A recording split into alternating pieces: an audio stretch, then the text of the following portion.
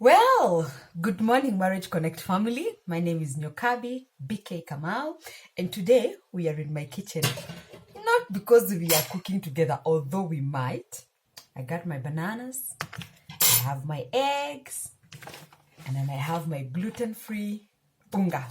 So I'm making banana eggs pancakes. Anyway, so as I was preparing to do this, I was thinking about this statement that goes around. This is relationship shenanigans. Woo! Oh yeah. So now there's this thing that has been going around of people saying, I grew up with it. I don't know if you grew up with it, where they keep on saying that the way to a man's heart is through his stomach. And I always used to wonder, what does this thing mean that the way to a man's heart is through his stomach? There are no any other ways to getting a man to do what you want without feeding him. Those were the questions I was asking myself. I don't know about you, but those are the questions that I was asking myself. So, I always used to wonder about it. And during my wedding, it was also mentioned. And as we were making the bed again, I was also told that the way to a man's heart is through bedroom matters. And, when I was single, just to climax that, always, the guys that I was dating, yes, there was a point that I was single in my life. Would you believe it? Anyway, so during that time that I was single, guys would always ask me, are you going to cook for me? The answer was always no. Anyway, if you're not married, I have no business cooking for you. Single ladies, if he's not put a ring on it, you have no business cooking for him. Anyway, moving on. So now they would always ask. So because they asked that, it always felt like there's a truth in it. The way they always say palipana moshi pakosangi moto. So there's a truth, there's some kind of a truth in it. So I used to think, okay, so the way to a man's heart is through his stomach. So I learned how to cook. I learned all kinds of ways of cooking and creative ways, and I would always learn new recipes that would help me become better in cooking in the kitchen and preparing food. But when I got married, I discovered, first of all, that's not the way to a man's heart. Well, it's a part of the recipe. It's like now I have bananas, I have eggs, and I have unga. All of those three things is what is going to make a pancake. So it can't just be food alone, that it's enough to keep the man or to make the man happy or to keep him faithful or true to you in the relationship. This is the part where it becomes scarier, the smashing of the bananas. By the way, we are making banana pancakes. We are not putting water, we are not putting milk, we're just making with the banana. So anyway, as I mash my bananas, let me finish the topic. My minutes are almost over. So I wondered, what is it that is the way to a man's heart? Because the stomach is not it. The stomach is not it. The bedroom is not it either. So, and I was really struggling. I don't know about you. For me, I really struggled with it and wondered, okay, so what is it? So recently, as I was doing my study, I'm a BSF. Have I said I'm a BSF? I am a BSF. So as I was doing my study, we came across the book of 1 Peter. We were doing 1 Peter, the entire book. And we were reading 1 Peter chapter 3, verse 1. And 1 Peter chapter 3 says that women submit to your own husbands. And I remember when we were going for the discussion, I was complaining and I was saying, what is this thing with submission? Everywhere you go, people are talking about submission. If I'm sitting in a matatu inside the dirisha, hapo mbele, somebody wants me to move for them, but because he's a man, and I need to be protected. I wonder what he's protecting me from. Anyway, but there's a key part that I got from that study that say that women submit to your own husbands. Not every man.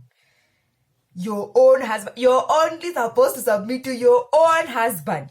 And the way you submit causes him to change. That even if he's not a believer, he becomes a believer. If you read down the chapter, it's amazing how it explains how your actions or the way you submit to him changes his behavior and he becomes a believer.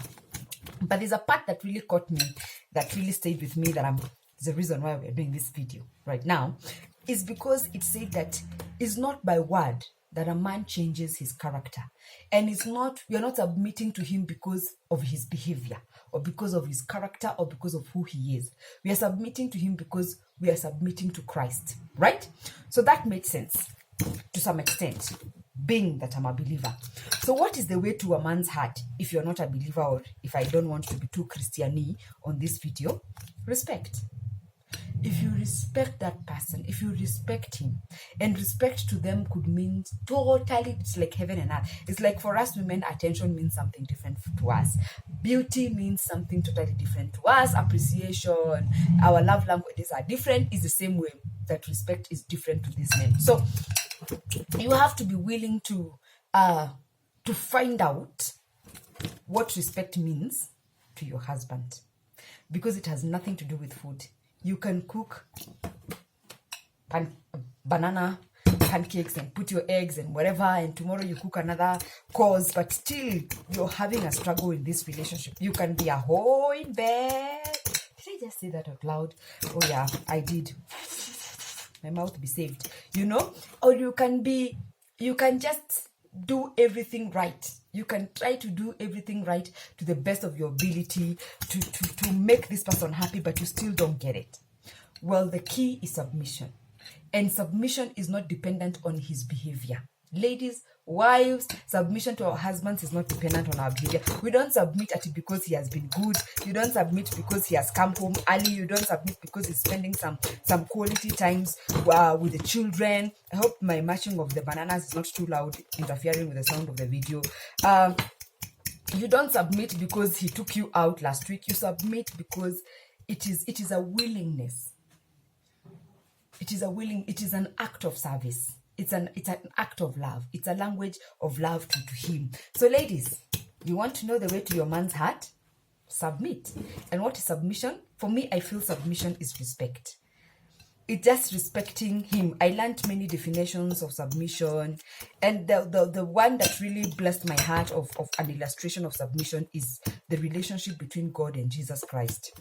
My God, I'm preaching again. So anyway, they said the relationship between God and Jesus Christ is that Jesus submitted to God. But that did not negate his position. There is no any other way you can give a perfect example of submission apart from that. So it did not negate his position as a person. And even as Peter says that we should submit like Sarah, who called her husband Lord, we saw that when Abraham was taking his son to the mountain to sacrifice him, as the Lord had asked of him, he hid it from his wife, meaning his wife had an opinion, and meaning his wife would have told him, what are you doing? So being submissive does not mean that you don't have an opinion, or you don't have a thought, or you don't have something that you want to say in the relationship. It just means that you have a heart, you have a quiet and gentle spirit about things, right? So that's what for me I felt submission means, and that is the way to a man's heart. I don't know whether wanaume wako hapa watanipatia mako for delivering this message to the ladies. So if you're a wife and you're struggling and you're wondering, how do I submit to somebody who I don't respect? How do I submit to somebody who beats me? And submission is not abuse, by the way. Submission has nothing to do with abuse. If you're being abused, you're not being submissive, you're just being abused. Period. And you need to get some help. Get some help, please. So how do I submit to somebody who I don't respect? How do I respect somebody who has not earned my respect? Because men who beat their wives, I can tell you for sure that woman does not respect you.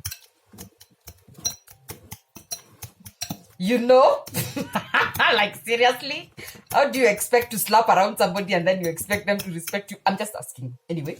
And if you're cheating all the time, I mean you're being caught all the time. Ati anakushika na Akini, ati Hambo, ati Eno, Jerry, Wagoi, anakaka, anakushika na Aki. I mean seriously, it's difficult to respect that kind of a person. I'm just saying, I mean, if you don't respect yourself, how is it? If you don't know you're a married man, why should we be the ones?